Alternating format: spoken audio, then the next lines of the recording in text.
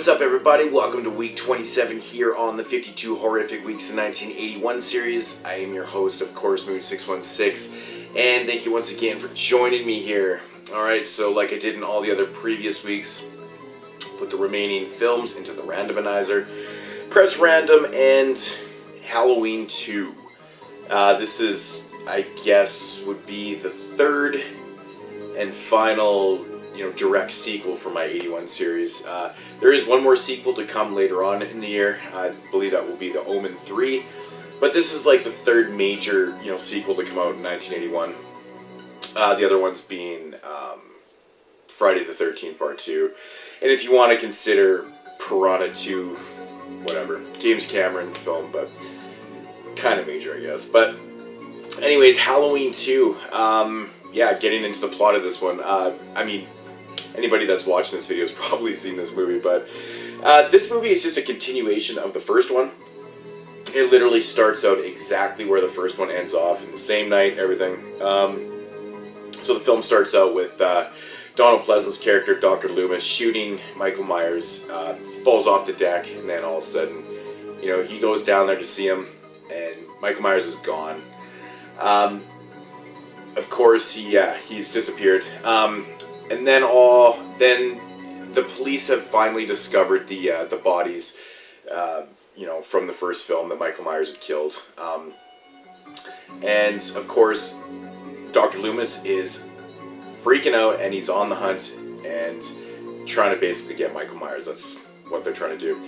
And now in this one, you also do find out, the backstory with Michael Myers in this one. They let you know that Laurie Strode was adopted. Michael Myers is her sister, or her brother, and he's come back to kill her. That's why he's there in Haddonfield, and doing what he's doing, because he's trying to actually kill his sister. So you do get to find that out in this one, which is pretty cool. But yeah, that's pretty much the plot of the film. It's just Dr. Loomis and them trying to hunt down Michael Myers. It's the same, just a continuation of the first film. My thoughts on this one. I'm a really, really big fan of the sequel. I know a lot of people kind of shit on this one a little bit. The reason why I like this movie so much is because it is, like I said, a direct sequel. Like, it just continues from the first film. It's the same night, it's the same time, everything. I really like that in a sequel, so it basically just feels like kind of like one big movie. And I really do like the setting in this one. Laurie is taken to, after the events of the first movie, she's taken to the hospital, where she spends the entire film basically in the hospital. And of course is being pursued by Michael Myers. And I really do like the hospital scene. There's some really good kills in this one.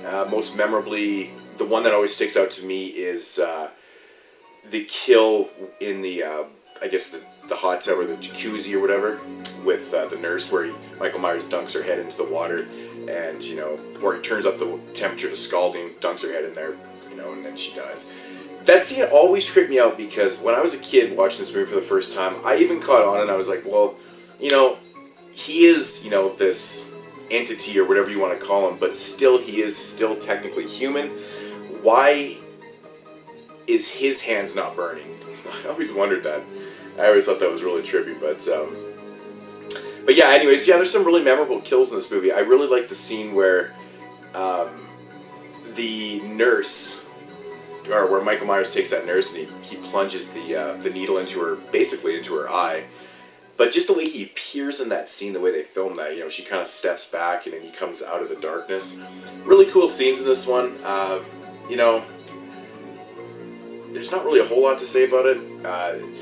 There is a few things about this movie that does kind of get on my nerves a little bit. There's a lot of off-screen kills in this one, I've noticed. I just don't understand the point of doing off-screen kills, at all. And there's a bunch of them in this one. I would have loved to have seen the scene where, he basically drains the nurse's blood right out of her. He puts that IV into her and drains a lot of blood. I would like to have seen that scene. But yeah, for the whole film, it's a really good sequel in my opinion. yeah, I mean, if you're a big fan of the first one, you should like this one. It's my favorite sequel in the entire series. It's actually one of my favorite sequels, like, of all time, actually. Like, direct sequels to to a film.